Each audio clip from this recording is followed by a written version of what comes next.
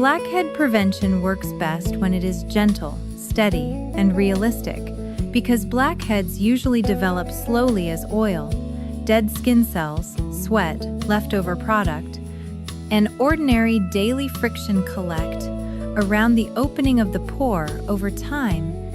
So the smartest approach is not to attack the skin, but to keep it calmer, cleaner, and less congested without creating fresh irritation. A simple routine is often more effective than an exciting one. Cleanse the face in the morning and again at night with a mild cleanser and lukewarm water, because very hot water can strip the skin barrier and leave the face feeling tight, dry, and more reactive.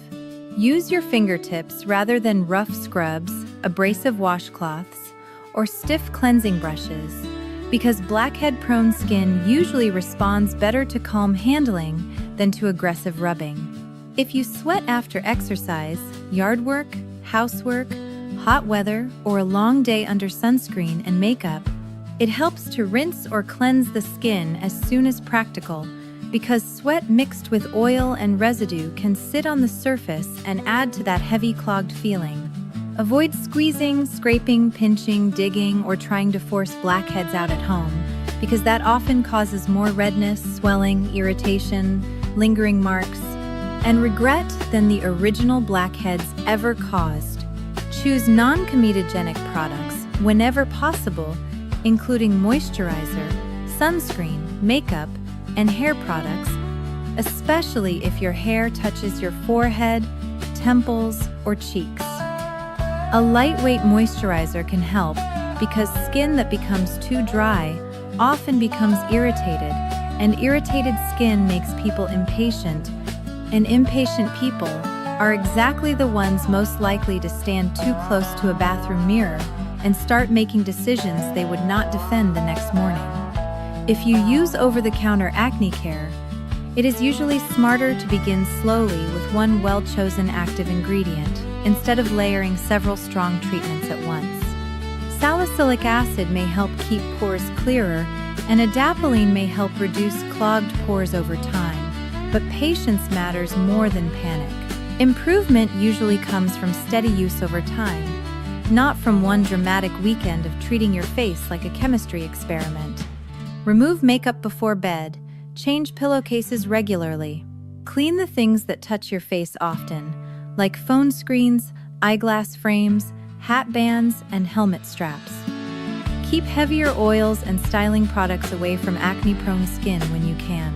Try not to rest your face in your hands for long stretches while reading, thinking, worrying, driving, scrolling, or politely listening to a story that should have ended 15 minutes ago. Stress management matters too, not because stress alone causes every blackhead, but because stress often leads to poor sleep, rushed cleansing, more face touching, more picking, skipped routines, and the kind of late-night bathroom behavior that always feels strangely productive until daylight arrives with a very different opinion. Diet does not need to become a courtroom trial, but hydration, regular meals, moderation, and decent sleep support better daily habits overall. If blackheads are stubborn, widespread, mixed with inflamed acne, or simply not improving despite a sensible routine, professional guidance may save time and frustration. Prevention is rarely glamorous. It usually looks like repeating calm habits, reducing friction, choosing products the skin can tolerate, and remembering that steady care beats dramatic interference most of the time, and that very same principle, the principle that not every small inconvenience needs to be squeezed, prodded, corrected, or upgraded into a civic event, would have saved Calvin Ray Pickens of Cedar Brook Manor in North Carolina an astonishing amount of public nonsense if anyone had bothered to explain it to him before the morning he accidentally became the emergency director of the Pulvizay, community's first ever indoor farmers market and harvest. Swap, a cheerful little event that, through no one's evil intent and everyone's available optimism, ended up involving 6 pies, 2 folding ladders, a loose decorative hay bale, 1 runaway shopping cart, and a goose-shaped watering can that became important for reasons no one could have predicted at 9 o'clock. Calvin, known to almost everyone as Cal except his insurance agent, and one sister in Georgia who believed nicknames weakened civilization, was 79 years old and retired after 44 years as operations supervisor for a regional feed and seed supplier. He had the broad shoulders, neat mustache, and naturally corrective tone of a man who had spent most of adult life telling forklift drivers that pallets were not suggestions. He lived with his wife, Irene, in a brick apartment near the courtyard with a narrow patio, 2 sturdy chairs, and a hall closet so carefully arranged that extra batteries, extension cords, tape, umbrellas, and winter gloves all appeared to belong to separate governments. Irene was 76, a retired elementary school reading teacher with silver curls, bright eyes, and the deeply settled patience of a woman who had loved the same sensible man long enough to understand that when he muttered, "This is how trouble starts," it usually meant trouble had already parked and was backing into the line.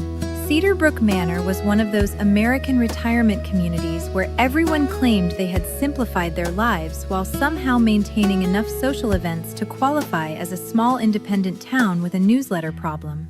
There was cards on Monday, exercise on Tuesday, devotion on Wednesday, lunch club on Thursday, movie night on Friday, and every few weeks a larger event appeared like weather, a rummage hour, a bake sale, a craft fair, a quilt display, a storytelling tea, a pet blessing, or some other organized expression of fellowship with paper signs. The indoor farmers market and harvest swap had started as a practical plan. Several residents had late summer produce from backyard gardens, homemade preserves, extra herbs, and more zucchini than their kitchens could morally support. The Activities Committee decided to turn this into a fundraiser for the resident emergency transport van. People could bring vegetables, baked goods, jams, flowers, recipe cards, and odd garden items to the recreation hall, trade or donate them, and spend the morning feeling wholesome under fluorescent lighting. In theory, it was perfect. In practice, anything involving tomatoes, folding tables, and older Americans with opinions was never going to remain purely wholesome for long. Cal hated the event on site. He had not even entered the recreation hall before he found fault with the concept. "Produce is fine," he said to Irene that morning, carrying in a box of her homemade peach muffins. "Produce plus decorative hay is not." Irene smiled because she already knew he was right, and also knew that being right never prevented the event from happening. "It's just for atmosphere," she said. "Atmosphere is what people say when they've run out of better reasons." Cal's closest friends at Cedarbrook were Wayne Dillard, age 80, retired machine mechanic, hard of hearing whenever a task required lifting, but fully tuned when a dessert table opened. Eloise Harper, 74, former church secretary with a stare sharp enough to trim hedges, and Marvin Boone, 78, widower, retired bus driver, owner of 4 plaid shirts, and one laugh that sounded like an old porch step deciding to enjoy itself. The event chair was Miss Gloria Nance, 69, a widow, former community bank manager, and exactly the kind of woman who could label 16 table sections with one marker and one expression. Gloria believed in signage, ribbons, and themes. Cal believed in stability, exits, and not putting decorative hay near electrical cords. The official announcer for the market was supposed to be a cheerful former county extension host named Neil Forrester, who owned a microphone voice, 3 harvest vests, and too much faith in pumpkin-shaped centerpieces. But at 8 to 10 that morning, Neil phoned in from his front porch, after being mildly but thoroughly attacked by yellow jackets, while trying to bring his own pickled okra display to the hall. Gloria took the call, said all the right sympathetic things, then looked up and saw Cal standing exactly where fate likes to position men who speak clearly and regret openly, "Calvin," she said. He didn't even turn fully. "No, you don't even know what I'm asking. Your shoes are moving too fast for anything reasonable." Gloria came straight at him with a clipboard and a wired microphone. "Neil's out. I need someone to do the announcements. Keep the vendors organized, announce the donation items, and make sure nobody blocks the soup station with crates." "That is not a sentence that should exist indoors," Cal said. "You know everybody." "That's geography. You have a good voice." "So does the smoke detector. You're calm under pressure." Wayne laughed from the coffee pot so hard he almost dropped a stir stick. "No, he's not calm, he's structured. That's even better." Eloise, without looking up from arranging parsley bundles, said, "He already sounds like he's prepared to suspend market privileges." Irene folded her arms and, in a tone of devastating loyalty to truth over husbandly comfort, said, "He does command a room beautifully when he's irritated." Cal turned and looked at her with the exhausted grief of a man abandoned by his final witness. "That is betrayal in church shoes." Gloria handed him the microphone and event sheet before he could construct a second line of defense. "Wonderful. Just open the event, move people along, and if anyone tries to barter 3 onions for a crock pot, discourage it." "The fact that you had that scenario ready is deeply upsetting," he muttered. 10 minutes later, he was standing at the front of the recreation hall near a table labeled "Welcome to Harvest Morning" in orange paint with one crooked pumpkin drawn beside the words. The room looked like a county fair had been folded badly and stored indoors. There were rows of folding tables holding tomatoes, cucumbers, squash, loaves of zucchini bread, jars of jam, small bouquets, hand-labeled pickles, herb bundles, crocheted hot pads, birdhouses, recipe cards, and one tall wicker stand of decorative corn that looked highly flammable. The soup station occupied one corner. The children's coloring table sat near the back. Someone had inexplicably positioned 2 hay bales by the stage to set a mood. Cal stared at them and already felt history approaching. He tapped the microphone. It squealed. He frowned. "Good morning," he said. "If you can hear me, that's promising. If you cannot, please move closer to someone with stronger hearing and weaker stories." The room laughed immediately. He disliked how quickly that had worked. "Welcome to the indoor farmers market and harvest swap," he continued. "Please remember that the soup line begins at 11. The donation table closes at noon, and decorative hay is not seating no matter how persuasive it looks." Bigger laugh. "If you brought produce..." "Thank you. If you brought produce and also pricing theories, keep them civil." The room warmed to him at once. That was the first danger.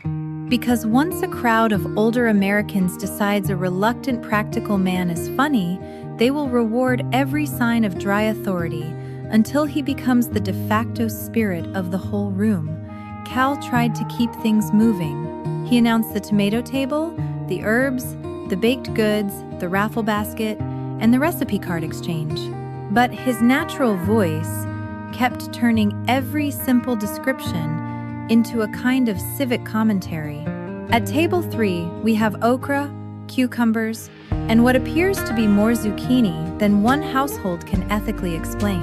The jam table is now open, and I urge everyone to remember that excitement and elbows need not cooperate. At the donation station, Mrs. Palmer's blackberry pie remains available for bidding, and yes, it knows that. The room laughed harder each time. Even people who had come only to drop off one loaf and leave started lingering in the aisles. Children hovered near the coloring table, but kept sneaking over to hear what the stern man with the microphone would say next. The first mild disturbance came at the herb bundles. 2 women both reached for the same basil, each convinced it had the better leaves.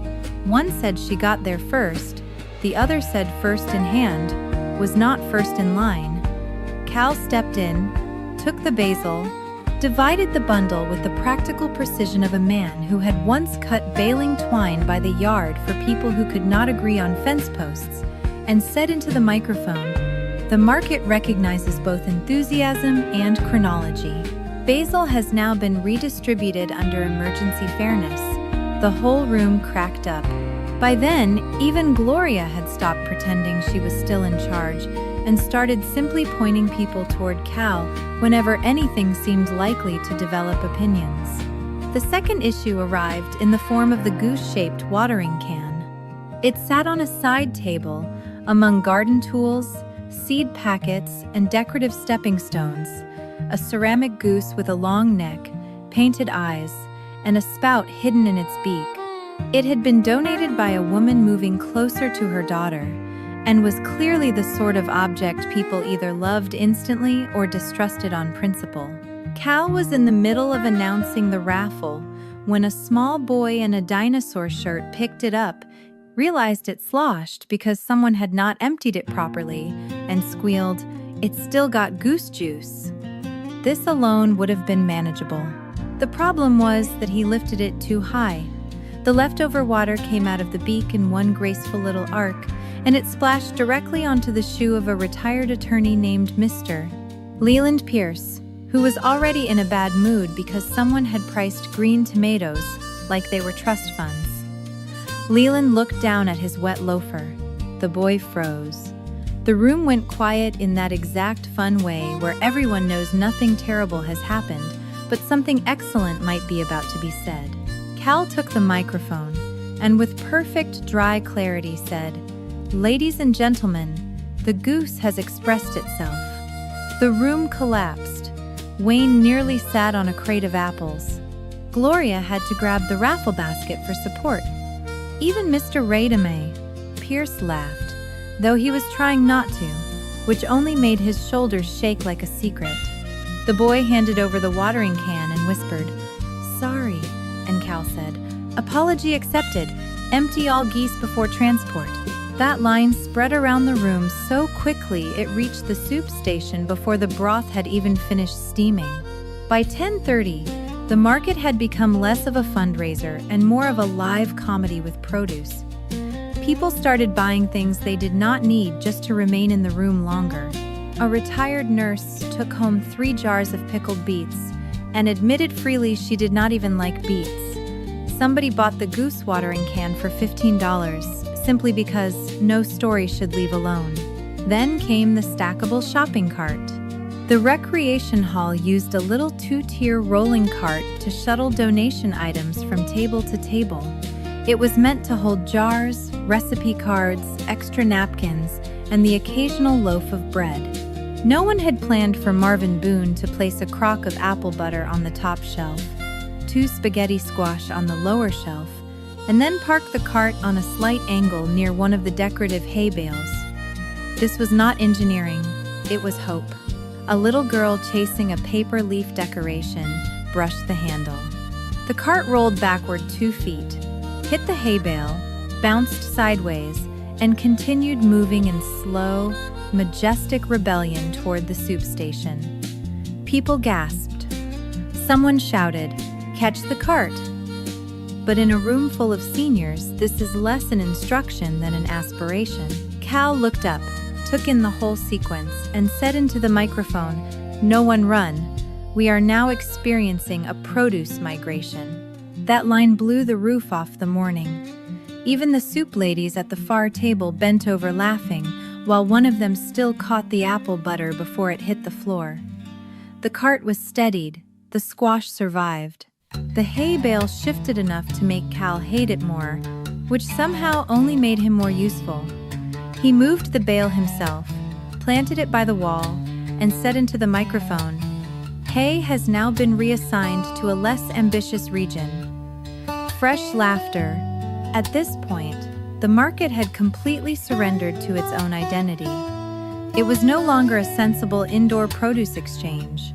It was a room full of older Americans and visiting grandchildren, watching one practical man narrate every ridiculous twist with the full moral authority of someone who had opposed half of it on record and was now saving all of it out of principle.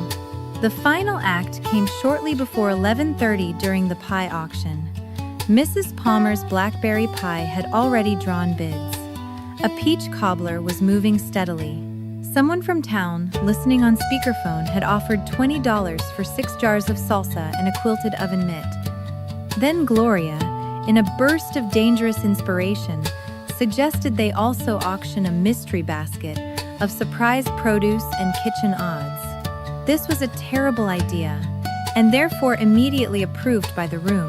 The basket included 3 tomatoes, a tea towel, a jar of chow chow, 1 lemon, 2 peaches, a recipe card for spoon bread, and, by some chain of logic nobody could later explain, the goose watering can because the buyer had decided it belonged to the day. Cal held up the basket and said, "We now have a mystery bundle containing fruit, optimism, 1 useful cloth, and a ceramic bird with documented opinions." The bids started instantly. 15, 20, 25. Leland Pierce, shoes now dry but pride recovered, offered 30 if the goose remains disciplined. The whole hall laughed again. Then, because the morning had not yet finished teaching lessons, the little table under the pie auction shifted 1 slight inch. A leg had not fully locked. The basket tipped, the goose beak caught the tea towel. The towel tugged the pie server. The pie server nudged the edge of Mrs. Palmer's blackberry pie, and the pie, in one slow-motion act of moral threat, began gliding toward the corner of the table. Cal moved before logic. 1 hand caught the pie tin. The other braced the table. His clip-on microphone picked up the whole sentence for the entire room to hear. "Absolutely not. We are not losing pie to symbolism." The room was gone completely. People clapped, shouted, laughed, bent over, held their stomachs, wiped their eyes, and tried to breathe while still respecting the pie. Even Gloria sat down on a folding chair because the laughter had made her knees briefly theoretical. Cal set the pie back, farther from the edge, straightened the basket, glared once at the table leg as if it had personal motives, and added, "For the record, the blackberry pie remains under public protection." That was the line they would repeat for months. It lived on the bulletin board. It lived in the hallway. It lived in 3 church parking lots, and at least 1 pharmacy line. The pie sold for $50. The mystery basket with the goose sold for $42, entirely because people wanted to tell the story later and preferred not to exclude themselves from the source material. By noon, the emergency transport van fund had exceeded its goal. The room was warm, loud, sugar-fed, and shining with the particular happiness that comes only when an event goes wrong in just the right harmless ways, and everyone knows it at the same time. Gloria stood back and let Cal announce the final numbers. He looked out over the room. The folded paper signs, the rescued pie, the children coloring on the back of old recipe cards, the old men with coffee, the women holding produce like trophies, the goose watering can now tied to the mystery basket handle with twine, and all those faces smiling back at him with the exact affectionate amusement he had spent his whole life pretending not to need. He lifted the microphone and said, "Well, the weather ruined the picnic, the goose misbehaved, the produce traveled, and yet somehow we've raised more money indoors than we were going to outside.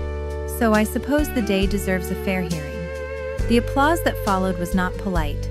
It was grateful, delighted, and large enough to rattle the windows. Back home later, after the rain had dried off their umbrellas and the extra muffins were on the counter, Cal sat at the kitchen table staring at the thank you ribbon Gloria had shoved into his shirt pocket when he wasn't looking. It read Emergency Host, Outstanding Pie Security. Irene put 2 mugs of tea beside him and said, "You know what my favorite part was?" He sighed. "That list is too long already." "No," she said. "My favorite part was when the pie moved and you stopped trying to stay above the event." He was quiet for a moment. "I don't think I decided that. That's why it mattered." He took a sip of tea. Funny thing is, once enough had gone wrong, I stopped worrying about how ridiculous it all looked. Yes, and then it got easier. Yes. He looked down at the ribbon. I dislike how often you're right. Irene smiled softly. That's because you married me for my piano playing and stayed for my judgment. He laughed despite himself. Then, after a pause, he said, You know, it's not so different from skin. Irene laughed before he finished. No, absolutely not. We are not comparing blackheads to a goose and a pie auction. Why not? Same principle. People see a small problem. They squeeze, scrub, overdo, make it angrier, make it larger, and before long the whole room is involved. Irene laughed so hard she had to hold the edge of the counter. That is one of the worst correct things you've ever said. Still correct. Annoyingly, yes. And maybe that really is the connection between preventing blackheads and getting through ordinary life without exhausting yourself. Not every little flaw needs to be attacked. Not every irritation improves under pressure. Not every small problem deserves a bigger reaction just because it feels urgent in the moment. Sometimes the wiser answer is gentler, slower, steadier, and less dramatic. Clean what needs cleaning. Reduce the friction. Keep the routine